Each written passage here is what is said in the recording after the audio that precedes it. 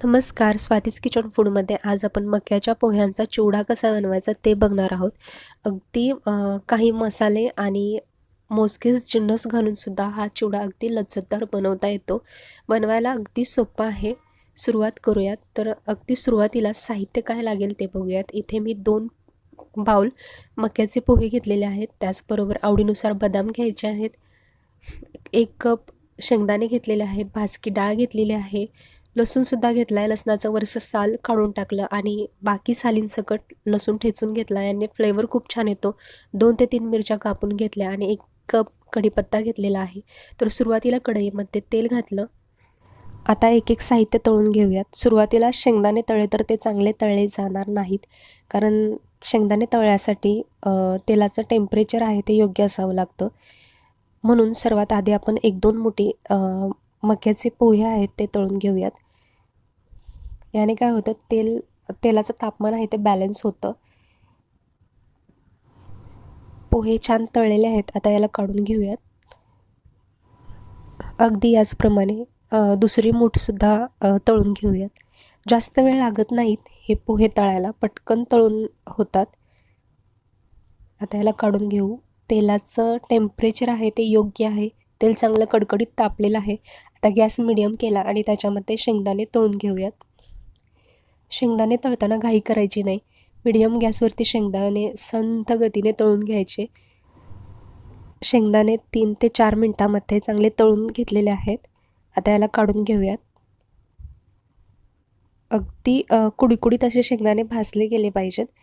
काही शेंगदाणे बघा अर्धे अर्धे झालेले आहेत. याचाच अर्थ शेंगदाणे चांगले तळले गेलेले आहेत. आता झाऱ्यामध्येच भाजकी डाळ तळून घेऊयात. ही डाळ तळायला जास्त वेळ लागत नाही, कारण ऑलरेडी ही डाळ भाजलेली असते. फक्त याच्यातील कच्चा किंवा खवट वास जाण्यासाठी ही डाळ आहे ती तळून घ्यायची. अगदी 2 मिनटामध्ये डाळ तळून होते आणि झाऱ्यामध्ये तळल्याने काय होतं, पटकन तेलातून ती बाहेर काढता येते. जास्त निथळत बसावं लागत नाही. आता इथे डाळ आपली तळून झालेली आहे. आता याला काढून घेऊ. डाळ काढून घेतली. आता याच झाऱ्यामध्ये बदाम तळून घेऊयात. बदामची क्वांटिटी अगदी कमी आहे, त्यामुळे झाऱ्यामध्येच मी बदाम तळून घेते. अगदी शेंगदाण्याप्रमाणेच बदाम तळून घ्यायचे आहेत. अगदी कुडकुडीत होईपर्यंत बदाम तळून घ्यायचे. जास्त वेळ नाही लागत. 1 ते 2 मिनटामध्ये बदाम तळून होतात. बदाम तळून घेतले. आता मक्याचे पोहे आहेत ते तळून घेऊयात. तेल चांगलं तापलेलं आहे, त्यामुळे अगदी जास्त पोहे तळून घेतले तरीही चालतं. आता पोहे तळून झाले. झाऱ्यामध्येच मिरच्या भाजून घेऊयात. मिरच्या तळायला जास्त वेळ लागतो, कारण ह्या नरम मिरच्या अगदी सुरकुतेपर्यंत आणि थोड्या कुरकुरीत होईपर्यंत मीडियम गॅसवरती तळून घ्यायला लागतात. मिरच्या तळून घेतला. आता लसूण तळून घेऊयात. लसूणसुद्धा मीडियम गॅसवरती 4 ते 5 मिनटं कुरकुरीत आणि लालसर होईपर्यंत तळून घ्यायचा. सर्वात शेवटी कढीपत्ता तळून घ्यायचा. कढीपत्ता अगदी कुरकुरीत होईपर्यंत तळून घ्यायचा, म्हणजे याच्यातील बुडबुडे आहेत किंवा तडतड आवाज आहे कढीपत्त्यामधला तो संपूर्ण बंद झाला पाहिजे. त्यानंतर 2 ते 3 वेळा कढीपत्ता आहे तो ढवळून घ्यायचा.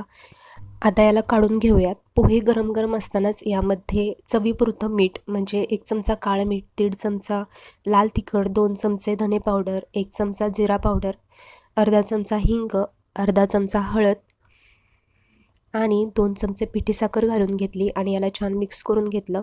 तुम्ही इथे टेस्ट करून बघू शकता. गरजेप्रमाणे तुम्ही याच्यामध्ये पिठी साखर किंवा लाल तिखट घालू शकता, मीठ घालू शकता. आता इथे सर्व चिवडा छान मिक्स करून घेतलेला आहे. आता यामध्ये तळून घेतलेले जिन्नस आहेत ते घालूयात आणि याला छान मिक्स करून घेऊयात. अगदी साध्या सोप्या पद्धतीने चिवडा तयार झाला. तुम्ही हा चिवडा नक्की करून बघा. रेसिपी कशी वाटली ते सांगा. रेसिपी आवडल्यास लाईक, शेअर, सबस्क्राईब करा. पुन्हा भेटूया अशाच एका छानशा रेसिपीबरोबर. तोपर्यंत धन्यवाद.